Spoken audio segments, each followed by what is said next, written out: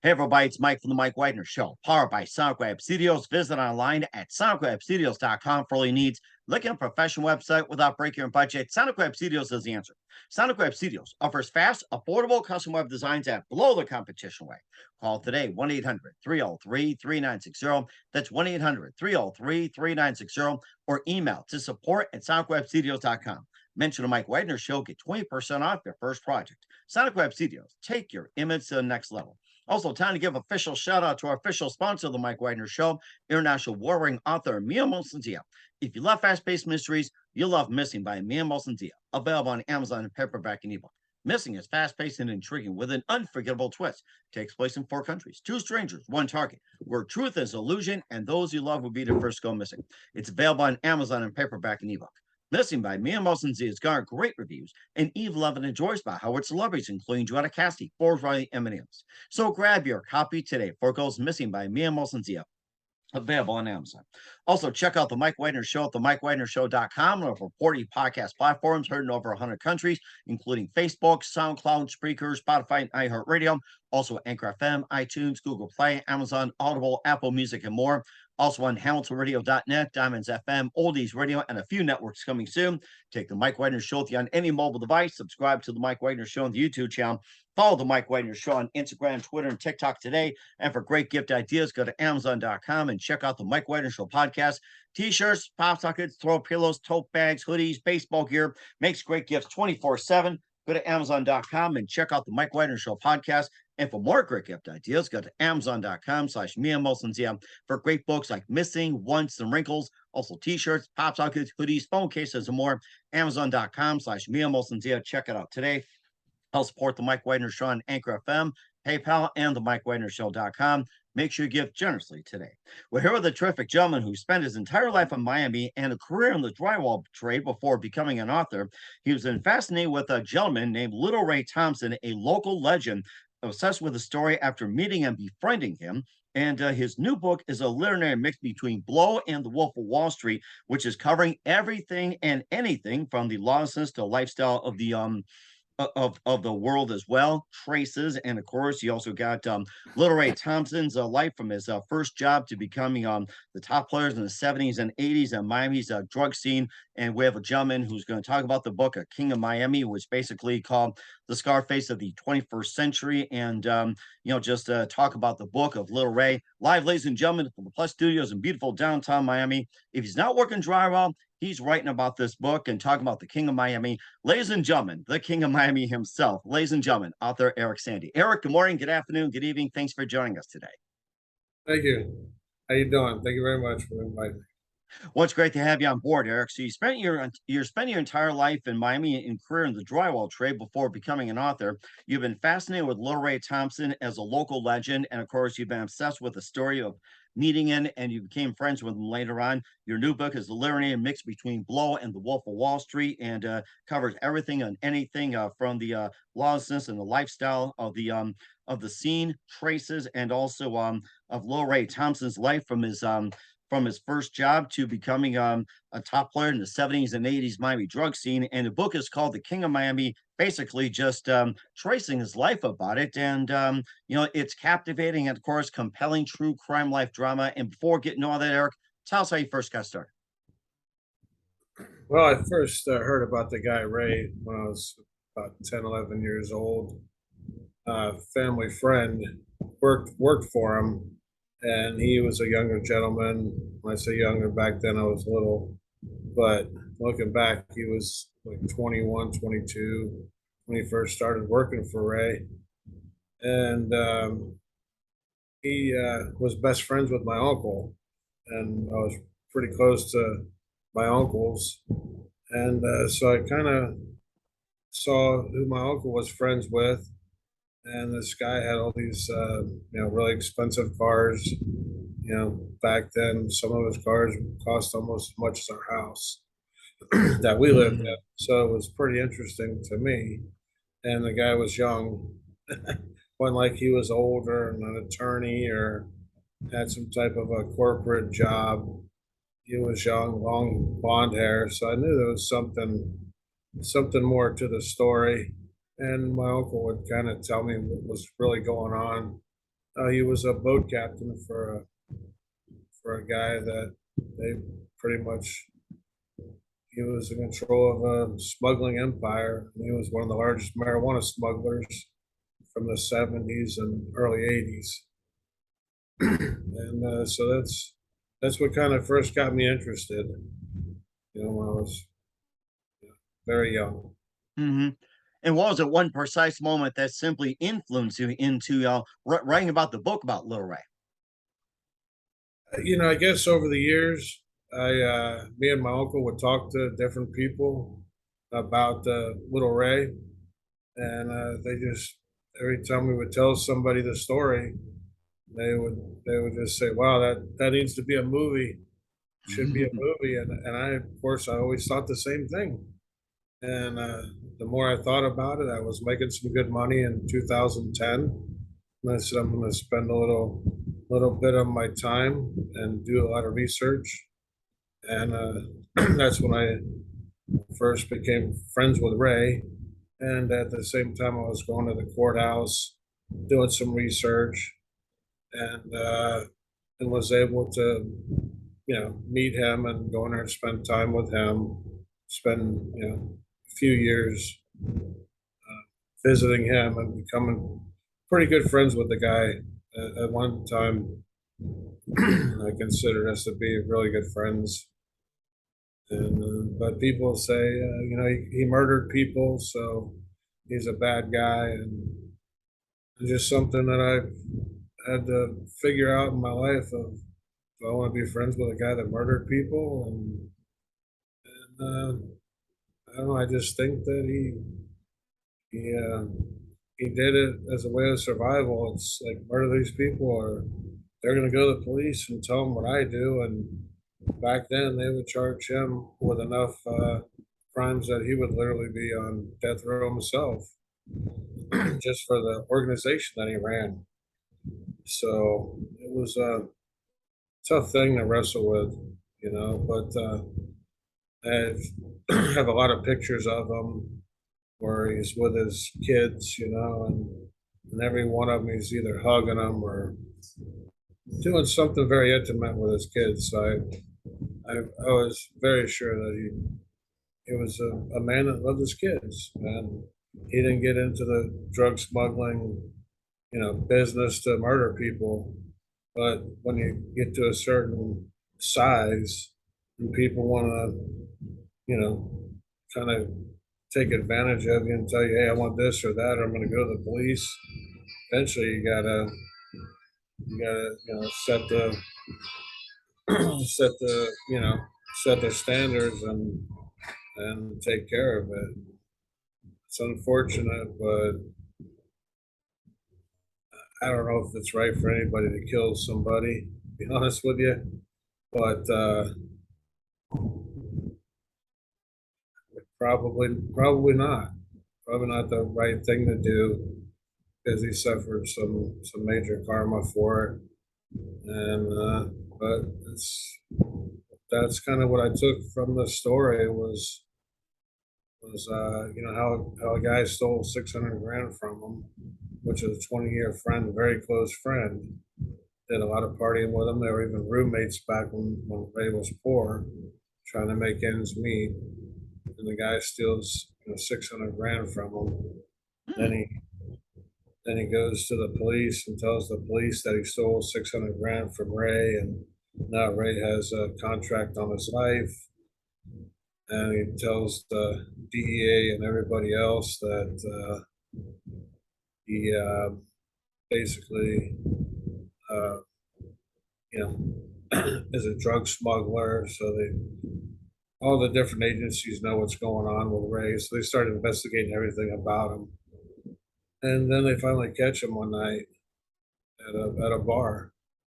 And the guy that was best friends with my uncle just happened to see him at a bar. And back in the 80s, the guy that was best friends with my uncle Robert, he was a young guy. He was a boat captain for Ray. Basically, Ray would bring in marijuana. It was never cocaine, so he needed very large, yachts to bring in 15,000 pounds of marijuana on each boat. So they Hmm. were very expensive yachts back then.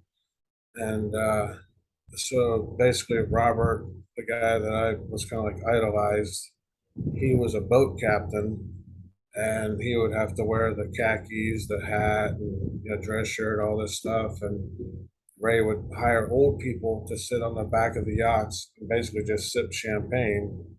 And if the Coast Guard or if anybody came up to him, it just looked like a couple older people were out on the yacht for the day, and Robert was the one that was they paid the captain of the boat. That was the captain of their yacht, basically. Hmm. Yeah, it was a pretty elaborate system that he had there, but it worked out pretty good. And so there's so many different things that kind of fascinated me about it. But I don't think that it was ever right to kill anybody, because when he killed his best friend 9 months later, he had a son, a 7-year-old son, um, was killed, 2 days before Christmas. Oh my gosh. Yeah, so he kills the guy basically on March 12th of 1982, the guy that steals 600 grand from him. And then on December 23rd of 1982, the same year, 9 months. Basically, I spent enough time thinking about it. The time it takes to create a child in the womb was the time that he killed his friend that ripped him off from December 23rd, 2 days before Christmas. Basically, Ray lived the life of he snorted 6,000, he snorted $2,000 a day. Basically, an ounce of coke a day he would snort. Wow. So he snorted $2,000 a day worth of coke, and he did that for 6 days straight. On the seventh day, he would go home. Truthfully, he would take a bunch of Quaaludes and he'd sleep for 24 hours straight. Wow. And so he gets home, a couple days before Christmas, and the wife, she wants to go Christmas shopping. So Ray said, "Yeah, go ahead." And they give the boy, his son, Charlie boy, gives him his early Christmas present, the bicycle. And he says to Ray, "Hey, can I go down the street and show so and so my bicycle?" And he's like, "Yeah, go ahead." And the next thing Ray knows, he's laying on the couch. The cleaning lady's beating down the door saying, "Hey, you need to come out here." And he goes out there, and the lady was coming home from a Christmas party, and she was pretty well intoxicated. Well, she hit Charlie Boy on his bicycle, dragged him 100 feet, then dragged his bicycle another 100 feet before the Wow. bike was ejected out the back of the vehicle. And this is in a gated like island community in South Florida where other gangsters have lived. Meyer Lansky lived right down the street from them. And if you remember, I don't know if you've seen the movie. It's a recent movie with Joe Pesci, Al Pacino. Uh, all these guys played in this movie. Just a recent movie came out a couple years ago. But anyway, it had the guy Joe Pro in it. It was about Jimmy Hoffa. It was I'm trying to think what that was a movie Hoffa, right? Yeah, yeah, yeah. And Al That Pacino. was it. I remember that classic. Yeah, we watched that. We followed up with The Irishman. That was another one Yeah, too. And yeah, the detailed story yeah, about Hoffa, and yeah. you That was wonder it. why, how this came. I remember that. That's starting to click to me right now. Yes, Yeah, Hoffa. yeah. The guy Joe Pro, which was the guy that Hoffa had the problems with. He was the one that was in jail and had the problems with Hoffa, Al Pacino, and he was the one that Al Pacino Hoffa met in South Florida. Anyway, the guy Joe Pro, he lived in the same subdivision, the same gated community as Ray did. But yeah, so I think it was kind of a sad story about karma. I mean, here he kills the guy out. Basically the day that they took the guy Jimmy that stole the 600 grand from him, they took him out. He had a 30-foot Scarab powerboat, and Ray just bought that for his wife just to take the kids around the intercoastal. But they brought the guy Jimmy over there, and when the day that they brought him out into the ocean, into Port Everglades, they're in a 30-foot speedboat, and the seas are 8 to 10 feet. And this is kind of almost unheard of. These are ridiculous, huge swells, you know. And usually in the inlet, there's even worse. It's all chopped up and everything. So they didn't even take them. They didn't even take them a quarter mile out, you know, past the inlet before, you know, Ray basically told them, hey, you know, get him up here, and you know, Ray put a gun to his head and blew the dude's brains out, you know. Wow, that was Uh, some. yeah, and so he eventually went to court for it, and one of the guys that was on the boat with him, the guy Bobby Vegas, he had after Ray's kid had got killed, he every time he would go home, all he thought about was his kid on the street. So kind of really screwed him up pretty bad in the head. And eventually, he moved back to Chicago, where he was originally from, where his mom and dad lived, and and that's and the guy Bobby Vegas that worked for him, he took off to California, and he had some problems out there where he got in some big trouble with the California police out there. Well, he told them so he could walk. Hey, I got a big coke dealer and out of Miami that I can set you up with. So he calls up Ray when Ray's up in, you know, Chicago, and Bobby Vegas is like, hey, you know, I've got a lot of problems here in California. It's hard for me to make ends meet. And Ray's like, hey, no problem. You know, I'm up here in Chicago. Come up here. I can get you a you know, apartment.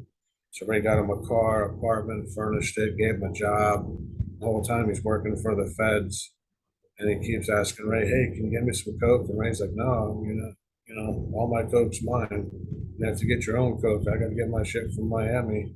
And Mm, uh, so he couldn't get him any coke. So then the Fed started pressuring the guy Bobby Vegas. Then he's like, "Hey, I saw him blow a guy's brains out," you know, and so he would go into Ray's bar there in Chicago, try to talk to Ray about it. Ray wouldn't say anything. So okay. So so basically that's where the downfall came in. That's how he got arrested. So basically yeah, that was the whole thing that just came down, and he served 15 years in prison, and that was what, 1982, did you say? 87? I'm trying to figure this out here. yeah, he got arrested on January, I believe it was like January 5th, 1984, and he got put on death row in 1985. So he spent 15 years on death row. He got off death row in 1999, and he passed away in 2017, I believe it was. Um, yeah, so he spent a good amount of his life on death row. Mm, And he told me, he said for the first 4 years, 3.5, 4 years, all I was thinking about was the guy Jimmy Savoy that he shot, you know. And he's like, I don't know why that guy just let him get to me so bad, you know. And he didn't like, you know, he wanted. Of course, it was about money, but it was more about betrayal because he was in a bar in South Florida called the Banana Boat, you know. And he told one of the guys, he goes, you find Jimmy Savoy, I'll give you $100,000. You bring him to me dead or alive. And the guy was like, what about the money? You want the money? He goes, I don't give a shit about the money. I just want him. And so it was definitely about betrayal. mm. You That's know? really interesting as well too. And we'll talk more about the book, The King of Miami, and just a couple of things, just to clear up here. But first, listen to the Mike Wagner Show at the MikeWagnerShow.com, powered by Sonic Web Studios. Visit online at SonicWebStudios.com for all your needs. Looking at a professional website without breaking your budget, Sonic Web Studios is the answer. Sonic Web Studios offers fast, affordable custom web designs at below the competition rate. Call today 1-800-303-3960. That's 1-800-303-3960. Or email to support@sonicwebstudios.com. Mention the Mike Wagner Show, get 20% off your first project. Sonic Web Studios, take your image to the next level. Also, time to give official shout out to our official sponsor of the Mike Wagner Show, international warring author Mia Molson-Zia. If you love fast-paced mysteries, you'll love Missing by Mia Zia, available on Amazon in paperback and ebook. Missing is fast-paced and intriguing with an unforgettable twist. Takes place in four countries, two strangers, one target, where truth is illusion and those you love will be the first to go missing. It's available on Amazon in paperback and ebook. Missing by Mia Zia has garnered great reviews and even loved and enjoys by Howard celebrities, including Joanna Cassie, Forbes Riley, and many others. So grab your copy today for Goes Missing by Mia Zia, available on Amazon. Also, check out The Mike Wagner Show at themikewagnershow.com on over 40 podcast platforms, heard in over 100 countries, and also on hamiltonradio.net, Diamonds FM, Oldies Radio, and more. Take us with you on any mobile device. Subscribe to The Mike Wagner Show on the YouTube channel. Follow The Mike Wagner Show on Instagram and Twitter today. For great gift ideas, go to Amazon.com and check out The Mike Wagner Show podcast. And for more great gift ideas, go to Amazon.com/Mia Mosendia for great books, merchandise, and more. I'll support The Mike Wagner Show on Anchor FM, PayPal, and TheMikeWagnerShow.com. Make sure you give generously today. We're here with a terrific gentleman, author Eric Sande of the book The King of Miami, here on The Mike Wagner Show. And you spent some time in the drywall business. And what got you to transition going from drywall to being an author? So what was that point that made you simply state that you'll be working in drywall and you still do in a way? What made you do the transition going from drywall to being an author? Well, you know, I guess I'm still doing both of them, but I felt like the more I got into the story, the more it fascinated me. Um, I started kind of learning a whole bunch of things about it. Like for example, it's weird how things coincide, if you will. I I guess the day when they announced that they were arresting the guy Little Ray, my father had already got arrested from selling cocaine to some undercover cops, and so we were in South Florida at that time. So when he got bonded out of jail, he knew he was going to be facing 15 years in prison. A bunch of my family lived up in the Daytona area. So he moved everybody up to Daytona. This is where we relocated. I started school in this area. And one day he's trying to work and get a bunch of money saved. So basically my stepmom would have money to take care of us while he's in prison. So he keeps trying to get his trial delayed. So he keep working and working. And in January, we were in Christmas break. So my father, he's going to drive to South Florida to meet his attorney. And he said, "Hey, I'm going to take you with me." I said, "Okay, no problem." I was at Christmas break. So he drops me off at my buddy's house across the street from where we lived. And he said, "I'm going to go talk to my attorney. You can put your buddy or whatever. And when I get back, I'll pick you up." Well, my buddy wasn't there. He was at baseball practice. Oh, So his dad was there. He said, "Hey, you can watch TV, and so we were watching something on TV. And next thing I know, this news broadcast comes over the airwaves and it says that the federal government and the state have come down, issued indictments for 13 individuals that are known to, run the largest smuggling operation known to the state of Florida." And they show Little Ray and they start showing these people. And I didn't know any of them people. I knew who the guy Robert was, the guy that I grew up knowing. And I saw his face. He was one of the last people that they showed. And I just couldn't believe it. And so my dad, he shows up back at the house and I tell my dad, "Hey, you can't believe, you wouldn't believe what I just saw on TV. I saw Robert on there, his whole operation. The police are wanting him. The government's, the whole operation's over." And this was like a news bulletin. That's how big it was down there at the time. They interrupted the show to say this. And so my dad, he goes over to the phone and pulls out his wallet and gets Robert's phone number. And this is back when the phones were, mounted on the wall. I remember those days. Yes, and party lines too, and dial Yeah, up prayer, whatever it is, dial this. I remember that, and slamming it. That was the ultimate comeback right there. yeah, but he went over there and he called the guy Robert on the phone, and Robert was in his house. And my dad was like, "Hey, Eric just saw you on the phone, or he just saw you on the TV. They're looking for you." And so Robert was like, "Oh my God, I can't believe it."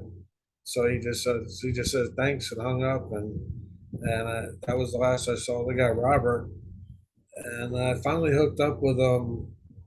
I guess probably about 3 years ago. He lives up in Tennessee, but it was a long time after he got out of prison, and now he's just just like a redneck guy on the mountains, little redneck guy. But back then, he had boats, just like I said, every kind of toy a kid could imagine having, and motorcycles, two wheelers, three wheelers, jet skis, street rods, hot rods, brand new 7 Series BMW, brand new 911 Porsche, Hmm. motorhomes. I mean, the dude had everything, huge piece of property. I mean, he was living the life, and I couldn't believe it. Um, so my uncle would always tell me about all the crazy stuff they were doing, and it really fascinated me. And in 2010, was telling this guy about it, and he said, "You should write a book about it." And I said, "Well, I do know a guy that was an author, and he lived across the street from me. And when I got in touch with him, he had actually lived in Vegas, and I told him the story, and I paid him $15,000, and he wrote a story. It was a bunch of lies and kind of just a bunch of stuff that wasn't the truth, and I didn't want to deal with it. And I had a contract with a pretty good size, book publishing company in Vegas at the time, and he dragged his feet, didn't get the material done in time, and so I didn't meet the deadline for the contract, and the publisher, she got sick. So anyway, I ended up doing rewriting the whole thing myself. And as a person, from a kind of broken home, living all over the place, I didn't have enough credits to graduate ninth grade. But I've always been a person that wanted to learn more, and so it was quite a task to write this book. But Hmm. I honestly believe that you can watch a movie or read a book or hear a story about something or somebody, and some of it will you'll never forget in your whole life. This is some of the stuff. I mean, it absolutely is amazing. It's unbelievable. This guy was one of the most hardcore gangsters of our lifetime. I really, after learning so much stuff about him, I really believe that. Hmm. You also mentioned too that this book is almost like a cross between Blow and the Wolf of Wall Street. So what was like the story behind the description of between Blow and the Wolf of Wall Street, and of course, being Lil Ray being like the Scarface of Miami.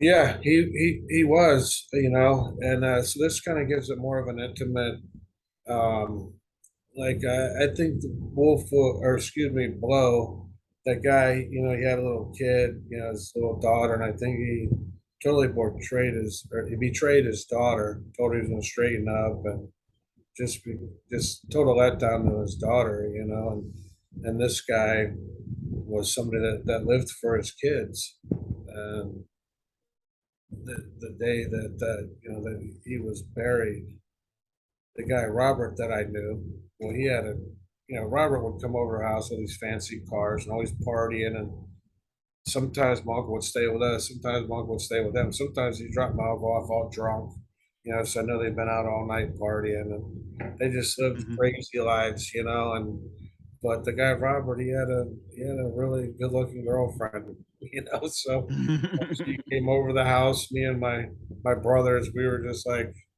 we didn't know what to think. This woman's like 21 years old, tall, blonde, and then come over in a bikini when they get done at the beach, and we were just like in awe. But he had everything. He had the best life that I ever saw as a kid growing up. He had a lot of fun, but I also knew that when I was around him, it always seemed like, talk about Robert, it always seemed like he was nervous or something going on in the back of his mind, like he couldn't totally relax. and he had a chop shop. You know, they all grew up in South Florida.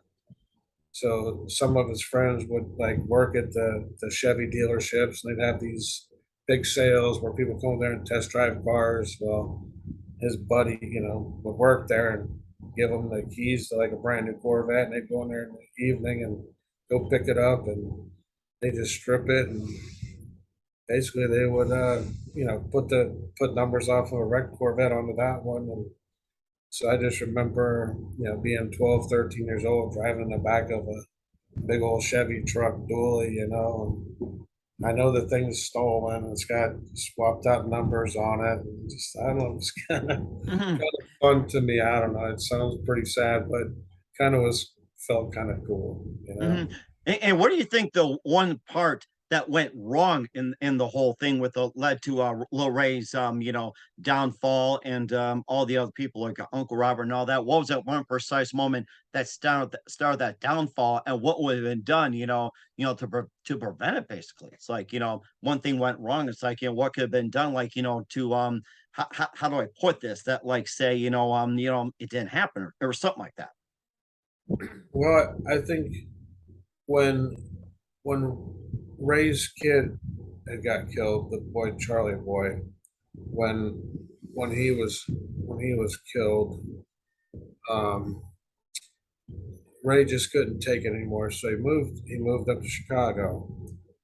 And I think the thing that messed him up was when the guy Bobby Vegas called him. And Ray not knowing that Bobby Vegas was working for the feds, because Bobby Vegas moved to California and became partners with a guy somehow that had a bunch of marijuana fields. Well, that guy Hmm. ended up missing. So then there's another guy that comes in the picture, and Bobby Vegas has problems with him.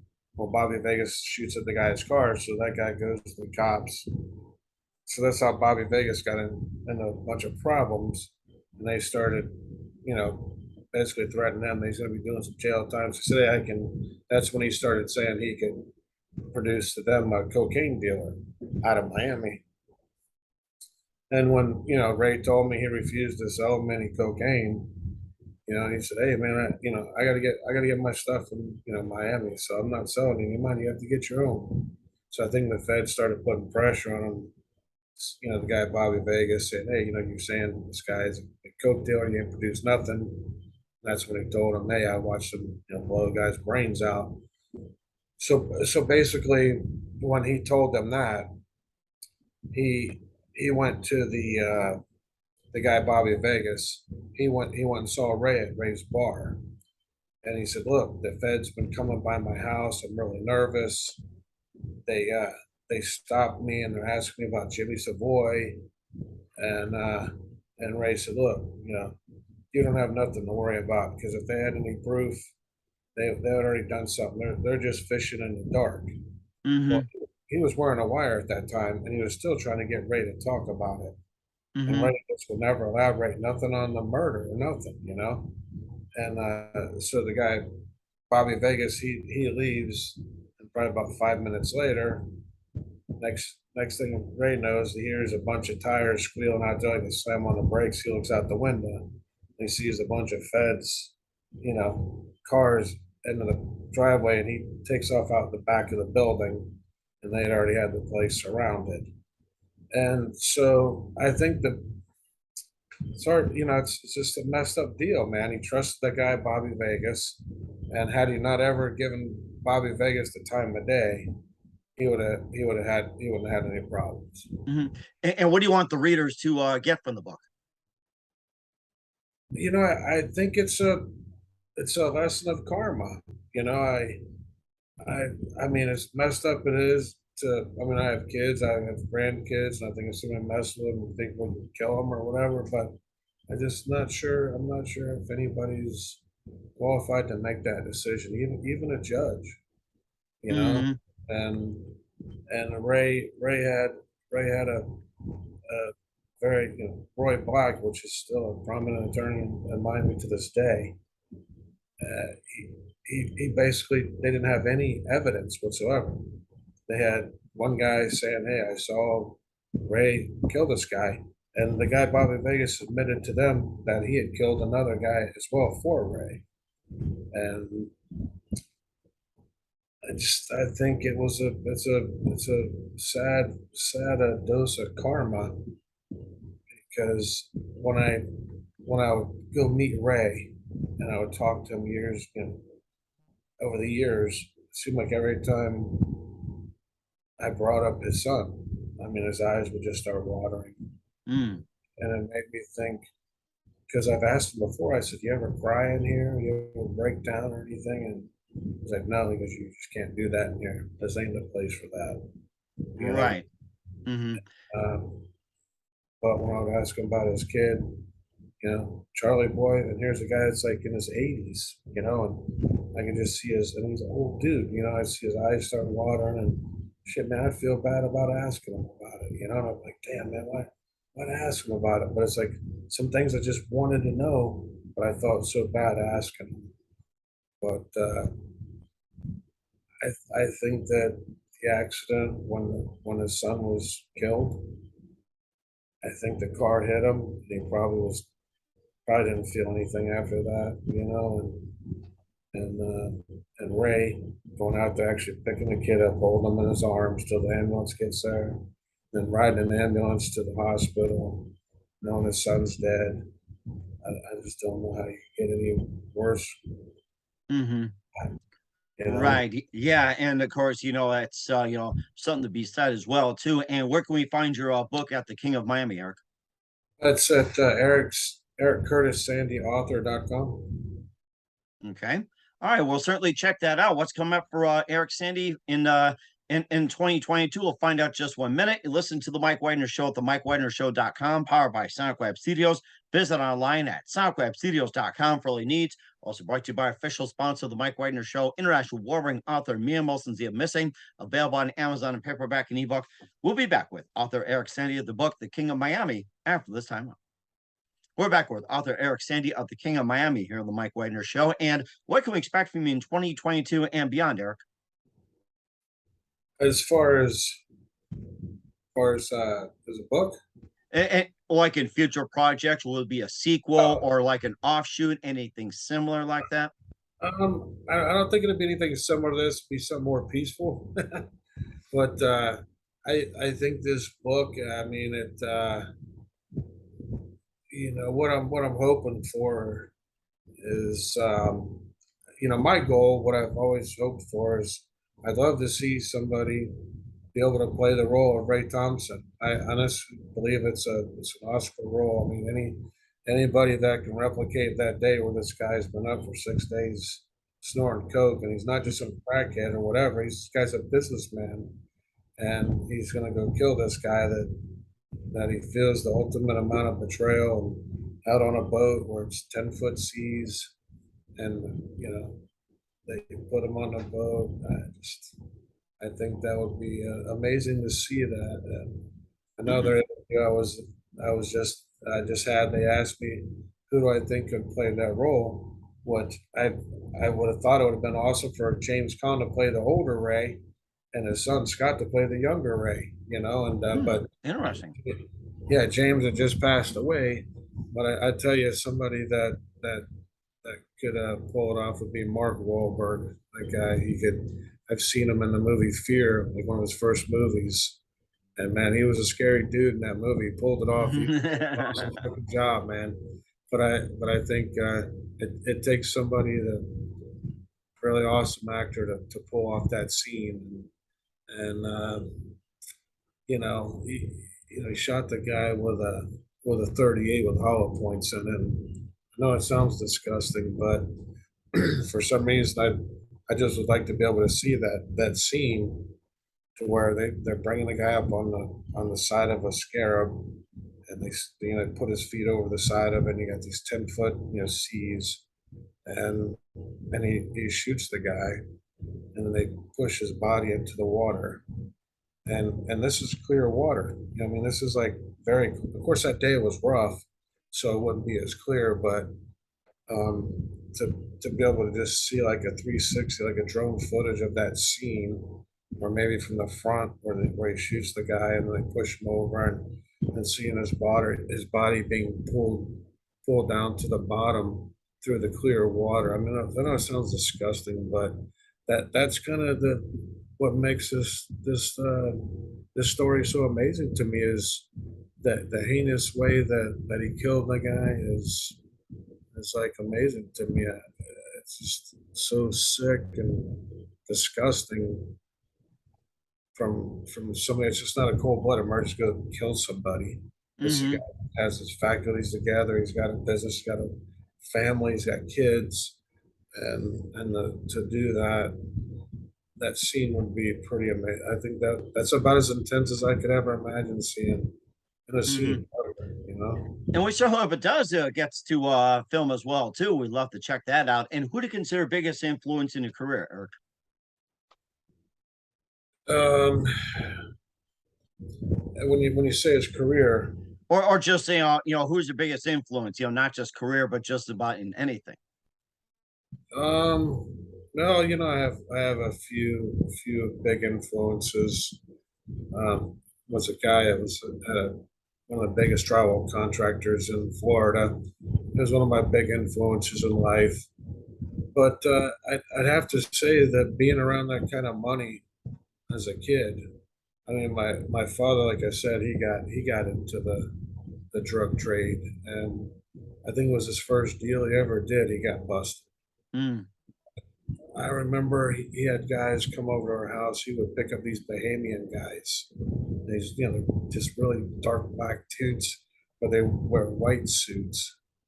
And he would pick them up at the Chalks airline, which Chalks was an airline that flew from back and forth to Bahamas to Miami. Hmm. And he would meet them there at the Chalks, right where they'd get off the airplane. They'd have to go through a metal detector. And I'm not even bullshitting, man. These guys had almost as much jewelry on as Mr. T. If you remember, I swear to God, man, Yeah, they man. each one of them have like probably. My dad said it would take him 10 minutes just to take all his jewelry off to go through the metal detectors, and he'd come in with two briefcases. One would be full of cocaine, and one would be full of cash. And he said they'd never ever asked to look in the briefcases. All he did was take all his jewelry off, go through the metal detector, put it all back on, and take his briefcases.